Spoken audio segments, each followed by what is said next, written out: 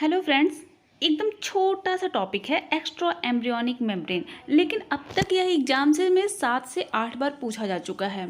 PGT और TGT दोनों को मिलाकर देखें तो एक्स्ट्रा एम्ब्रियोनिक मेम्ब्रेन यह पाई जाती है किसमें, जितने भी सरीसृप होते हैं यानी रेप्टाइल्स में, बर्ड्स में और मैमल्स में। ठीक है, और यह 4 तरह की होती है।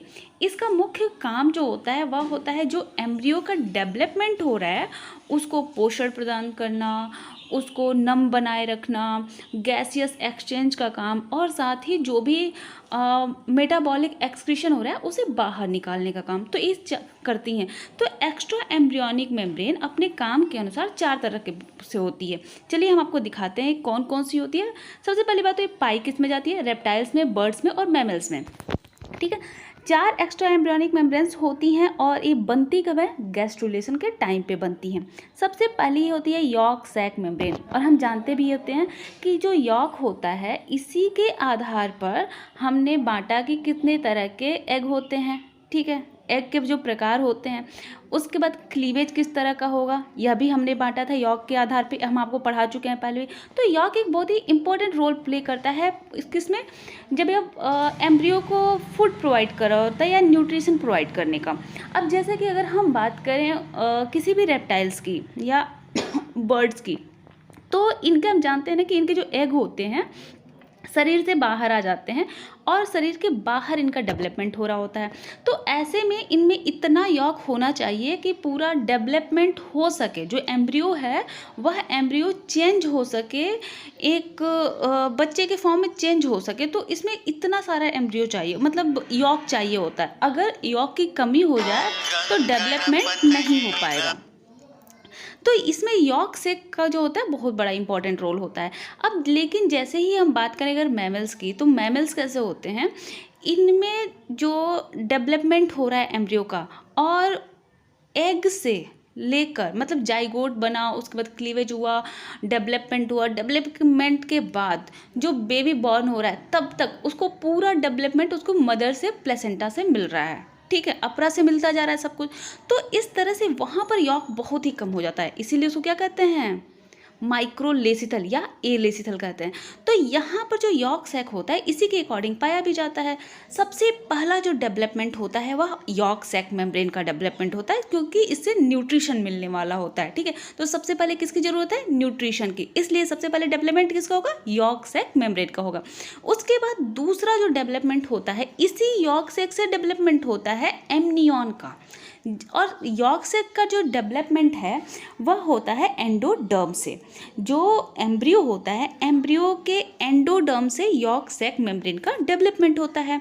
चलिए एक बार हम आपको दिखाते हैं कैसे होता है। यहाँ पर देखिए, यह है एम्ब्रियो। ठीक है, यह एम्ब्रियो है और इस एम्ब्रियो से सीधा जुड़ा हुआ है यॉर्क सैक। यहाँ देखें आप, यहाँ यॉर्क सैक जुड़ा हुआ है। ठीक है, और यह बना हुआ है एंडोडर्म के डेवलपमेंट से। ठीक है, एंडोडर्म के डेवलपमेंट से यॉर्क सैक का डेवलपमेंट हुआ। अब यही आगे बढ़ेगा, इससे और डेवलपमेंट होगा, और इसके चारों तरफ जो एम्ब्रियो है, एम्ब्रियो के चारों तरफ एक और लेयर बन जाती है, एक और मेम्ब्रेन बनता है, और जिसे हम क्या कहते हैं, एमनियन। क्या कहते हैं, एमनियन। और हमने आपको बताया था कि जीव 2 तरह के होते हैं, जो वर्टिब्रेट्स हैं 2 तरह के हैं, एक तो एमनियोटा और दूसरा एनएमनियोटा। और एनएमनियोटा मतलब कि जिसमें एम्ब्रियोनिक मेम्ब्रेन एमनियन नहीं पाया जाता है, उन्हें क्या कहते हैं, एनएमनियोटा कहते हैं। और उसमें कौन आते हैं, फिश आती है और एम्फीबियंस आते हैं। ठीक है, उसके बाद अगर हम रेप्टाइल्स और बर्ड्स और मैमल्स की बात करें तो क्या होते हैं, एमनियन होते हैं। ठीक है, यानी कि उनमें एमनियोनिक मेम्ब्रेन पाई जा रही है। तो यही जो यॉर्क सैक है उसके बाद जब डेवलपमेंट होता है तो एमनियन का डेवलपमेंट होता है। तो पहले सबसे पहले क्या बना, यॉर्क सैक बना। क्यों, पोषण देने के लिए। जब पोषण मिला तो उसके साथ ही इसको ज़रूरत हुई नमी की, चारों तरफ इसका जो एनवायरनमेंट है यहाँ पर इसको नमी चाहिए, और वह नमी प्रदान करने का काम करता है एमनियन। ठीक है, इतना समझ में आ गया, एमनियन करता है। उसके बाद जब एमनियन और डेवलप होता है तो इस एमनियन से बनता है कोरियन। आप ये देख रहे हो, ये पूरा जो डेवलपमेंट यहाँ से ये पूरा जो गोला दिख रहा है ना, यह क्या है, कोरियन है। ठीक है, कोरियन क्या करता है कि जो भी गैसियस एक्सचेंज है, इसको करने का काम कोरियन कर रहा है। जैसे अगर इसे भी तो ऑक्सीजन चाहिए ना, तो ऑक्सीजन इसको देने का काम, बाहर कार्बन डाइऑक्साइड निकालने का काम, जो भी गैसियस एक्सचेंज है वो काम कौन कर रहा है? कोरियन कर रहा है। तो सबसे पहले यॉक सैक बना, यॉक सैक के बाद एमनियन बना। इसने पोषण, यॉक सैक ने पोषण दिया, उसके बाद एमनियन आया। एमनियन ने क्या किया? इसको नमी दी, नमी के बाद कोरियन आया जिसने इसको गैसियस एक्सचेंज दिया। अब इतने के बाद क्या होगा? कुछ मेटाबॉलिज्म इतना हो रहा है तो एक्सक्रीटरी मटेरियल बनेंगे ना। उन एक्सक्रीटरी मटेरियल को निकालने के लिए फोर्थ नंबर बनता है एलेंटोइस। क्या बनता है? एलेंटोइस बनता है। और यह एलेंटोइस क्या कर रहा है? एक्सक्रीटरी मटेरियल को निकालने का काम करता है। तो यहाँ तक हमने देख लिया कि 4 होते हैं और कैसे कैसे होते हैं देख लो। अब कहाँ से किसका डेवलपमेंट हो रहा है?